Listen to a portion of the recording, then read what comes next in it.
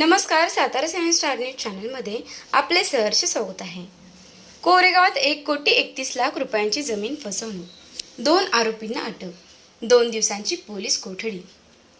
जमीन खरेदीच्या आमिषाने विश्वास संपादन करून तब्बल 1,31,60,000 रुपयांची फसवणूक केल्याचा धक्कादायक प्रकार कोरेगाव शहरात उघडकीस आला आहे.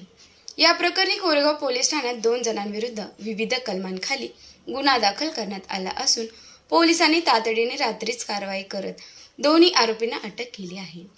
न्यायालयाने त्यांना 2 दिवसांची पोलीस कोठडी सुनावली आहे. पोलिसांकडून मिळालेल्या माहितीनुसार फिर्यादी आनंद यशवंत बर्गे वय 45 राहणार शिवाजीनगर कोरेगाव यांना आरोपींनी जमीन विक्रीचे आमिष दाखवून मोठा आर्थिक गंडा घातला. आरोपी राजेश महादेव शेकटकर राहणार बावधन पुणे व गोपाल वेलिया विटील राहणार सातारा यांनी संगनमत करून सांगली जिल्ह्यातील कवठे महाकाळ येथील गट क्रमांक 549/2 मधील सुमारे 5 एकर 2 गुंठे जमीन विक्रीस देण्याचे आश्वासन दिले.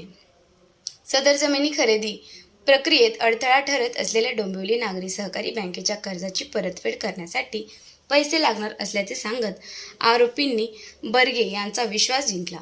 त्यानंतर एप्रिल 2024 पासून टप्प्याटप्प्याने बर्गे यांच्याकडून 1,31,00,000हून अधिक रक्कम उकळण्यात आली.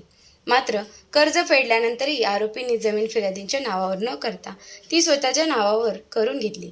तसेच घेतलेली रक्कम परत देण्यासही टाळाटाळ करत विश्वासघात व फसवणूक केल्याचे उघड झाले. या प्रकरणी प्रकाराची तक्रार येताच गुन्हा दाखल करण्यात आला. पोलीस निरीक्षक अरुण देवकर यांच्या मार्गदर्शनाखाली पोलीस उपनिरीक्षक ओंकार भेगडे यांनी तातडीने तपास सुरू केला. विशेष पथक तयार करून पुणे व सातारा येथे रात्रीच छापे टाकण्यात आले आणि शुक्रवार रात्री दोन्ही आरोपींना अटक करण्यात आली. अटक करण्यात आलेल्या आरोपींना शनिवारी सकाळी उपजिल्हा रुग्णालयात वैद्यकीय तपासणी करून दुपारी कोरेगाव न्यायालयात हजर करण्यात आले. यावेळी प्रथम वर्ग न्यायदंडाधिकारी श्रीमती यवतकर यांनी दोन्ही आरोपींना 2 दिवस पोलीस कोठडी सुनावली. या कालावधीत आरोपींकडून अधिक माहिती उघड होण्याची शक्यता पोलिसांनी व्यक्त केली आहे.